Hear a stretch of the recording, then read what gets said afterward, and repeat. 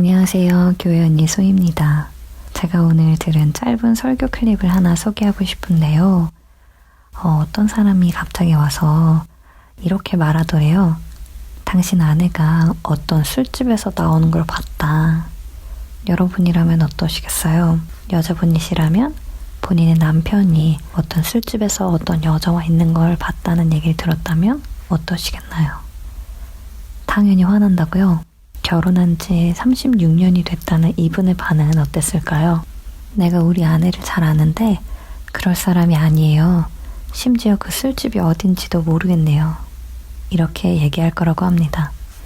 왜냐면 자기 배우자를 너무 잘 알기 때문이라는 거죠. 당연히 술집 같은 데를 갈 사람이 아니라는 걸 잘 아니까요. 오늘 무슨 일을 하는지, 누굴 만날지, 언제 올지 모두 다 알기 때문에 그렇게 당당할 수 있는 거겠죠. 물론 요즘 현대사회에는 결혼이란 제도가 좀 많이 무너져 있어서 배우자에 대한 불신, 부정 같은 게 아주 인기 있는 드라마 주제이자 낯설지 않은 이야기이긴 합니다. 하지만 본래 배우자가 이 세상에서 가장 친밀한 사람 아니겠어요? 비밀이 없어야만 하는 그런 사이죠. 그런데 배우자가 몰래 숨기는 게 있다면 어떨까요? 더 이상 친밀한 사이가 아니겠죠. 여러분, 하나님을 얼마나 알고 계신가요? 이 36년 결혼 생활하신 분만큼 하나님이 어떤 분이신지에 대해서 오해나 의심 없이 잘 알고 계시는 분 있나요? 저는 36년까지는 아직 안 살아봤는데요. 그래도 꽤 오랫동안 하나님을 알고 지내서 꽤 친한 것 같아요. 하나님은 여러분이 시시콜콜 아무 이야기를 해도 기쁘게 들어주실 수 있는 우리 아버지이자 우리 신랑이시잖아요. 가장 친밀해야만 하는 그런 사이요. 여러분은 말동무가 필요할 때 누구에게 카톡을 하거나 전화하셔서 시시콜콜 이런저런 이야기 하시나요? 여동생, 교회 친구, 선배, 고등학교 친구, 대학교 친구, 남자친구나 남편, 어디 하나님한테 하시는 분은 없나요? 하나님한테는 톡 남겨놓고 답변 기다리는 시간, 그런 전화해야 되는 그런 경우도 없고 더 편한데 사실 좀 그래요. 하나님께 모든 걸 다 이야기하는 편이에요. 사람들은 편할 때도 있는데 불편한 때도 있고 언제나 동일한 상황에 있지 않기 때문에 솔직히 예측 불가능하잖아요. 어떨 땐 제 이야기를 잘 들어줄 때도 있지만 어떨 땐 그렇지 못한 상황일 수도 있으니까요.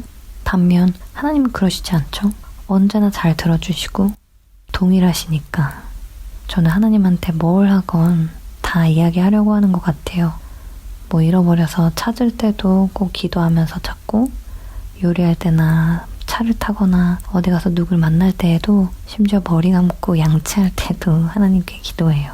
저는 배우자가 있다 하더라도 하나님께 먼저 다 털어놓을 것 같아요. 제 배우자도 사람이기 때문에 게다가 또 남자일 테니까 여자를 이해하지 못하는 부분이 있을 거고 저라는 사람과 어느 한 시점에 만났을 뿐이니까 그 전에 저에 대해서 온전히 이해하지 못할 거 아니에요. 하지만 하나님은 제가 지어지기 전부터 계획하시고 아셨고 지금까지도 너무 잘 아시니까 가장 좋은 답변을 해주시지 않겠어요? 심지어 제가 말이 안 통하는 어느 외국에 있다 해도 거기서 누구로부터 어떻게 도움을 받아야 하는지 가장 잘 아실 테니까 그분을 찾을 수밖에 없는 것 같아요. 하지만 문제는 그래서 하나님이랑 대화를 자유자재로 한다는 건가요? 하나님의 응답은 어떻게 왔는 건가요? 하고 물으시는 분들이 계실 텐데요. 귀에다 대고 바로바로 이렇게 막 대답을 해주시는 걸 생각하시는 건지 모르겠지만 하나님 물론 그렇게 이야기하실 수도 있죠. 그분은 영이셔서 반드시 그렇게 사람처럼 답하시진 않으세요. 그렇게 대답하실 수도 있겠지만 보통은 우리에게 허락하신 성경 말씀을 통해서 이야기하시거나 환경적으로 인도하시거나 같은 성령 안에 있는 믿음의 사람들을 통해서 말씀하시거나 마음의 평안함 등을 통해서 응답을 해주신답니다. 그래서 저는 하나님이 즉각 그냥 말로만 대답하시는 것이 아니라 말씀이나 환경의 인도 또는 사람들 통해서 그리고 심지어 길가에 있는 간판이나 영화, 드라마 등 각 가지를 동원하셔서 다채롭게 말씀하시는 게 너무 신기하고 재밌더라고요. 그리고 그렇게 하나님을 친밀하게 만나면 진짜 사람들에게 아무에게도 이야기하지 못하는 걸 하나님한테는 다 말할 수 있으니까 하나님이랑 나랑만 아는 걸 갖고 있는 게 너무 좋아요. 그러니까 저는 하나님이랑 베프라고 할 수 있을 것 같아요. 한때 저도 정결케 하소서, 고치소서 이런 말들을 주로 쓰는 성경이 너무 어렵다 보니까 하나님도 좀 덩달아서 어렵게 느껴졌을 때도 있었어요. 근데 그건 성경 말투고 저는 제 스타일로 대화해요. 그리고 하나님도 거기에 맞춰서 다정하고 친근하게 대답해 주신답니다. 스타일에는 딱히 상관이 없는 것 같아요. 언어도 상관없고 하지만 제가 아주 잘 알아들을 수 있게 말씀해 주세요. 이렇게 살게 되면서 삶이 많이 자유로워졌고 어딜 가도 뭘 해도 누굴 만나도 두렵지 않게 된 것도 있어요. 물론 제가 사람이라 여전히 어렵고 두려운 부분도 있지만 하나님과 함께 이겨낼 수 있다는 걸 알기 때문에 괜찮다는 생각으로 머뭇거리지 않고 살게 되니까 인생을 절약하는 느낌도 들어요. 이 좋은 걸 이렇게 살지 못하고 계시는 분들이 은근히 많이 계신 것 같아요. 배우자만큼 베프만큼 하나님이랑 친하신 분들이 더 많아지시면 좋겠어요. 현대인의 성경 버전으로 시편 25편 14절 말씀 한번 볼게요. 여호와께서는 자기를 두려운 마음으로 섬기는 자들에게 친밀감을 가지시고 그 약속의 비밀을 그들에게 보이실 것이다. 아멘.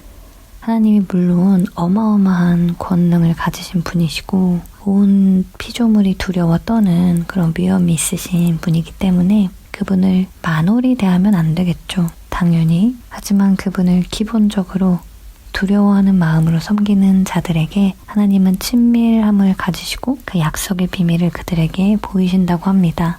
여러분의 삶에서 오랫동안 해결되지 않은 문제들, 질병, 인간관계, 혹은 오래전에 받은 약속 말씀이지만 이루어지지 않은 것들이 있다면 하나님께 다시 나아가 기도하면서 하나님으로부터 친밀한 응답을 받아보시기를 축복드립니다. 하나님과의 친밀한 교제는 그 어떤 사람의 교제와 비할 수 없이 귀하고 기쁘고 재밌답니다. 현실에서 그런 풍성한 교제를 마음껏 누리시기 바라며 다음 시간에 또 찾아뵐게요. 감사합니다.